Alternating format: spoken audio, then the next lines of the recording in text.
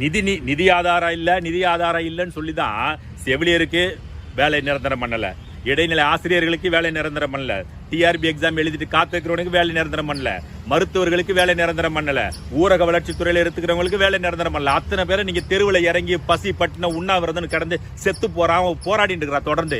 அவனுக்கெல்லாம் உன்னால கொடுக்கறதுக்கு காசு இல்ல, நிதி இல்ல. துப்புரவு தொழிலாளர், ஏடா துப்புரவு தொழிலாளரா 5க்கும் 10க்கும் பாவண்டா அவன். நீங்க சம்பாதிக்கிறதுல என்னடா சம்பாதிக்கிறாங்க? அவங்க அன்னாட 3 வேளை சோறு சாப்பிட்டா போதுன்ற மாதிரி தான் வந்து வேலை செய்யறான். அவனுக்கு உன்னால சம்பளம் கொடுக்க முடியல, நிதி ஆதாரம் இல்லைன்ற. இந்த இலவசத்துக்கு 4000 எங்க தர வந்துச்சு சொல்றான். நீ ஃபர்ஸ்ட் முதல்வன் திட்டத்துக்கு 1000, பெண்கள் இதுக்கு 1000, உரிமை தொகை 1000. எங்க யாரும் அப்பம் கொண்டு காசு நீ யாரு கேட்டா உன்னைய? நீ எனக்கு இது கொடுன்னு யாரா கேட்டாங்களா?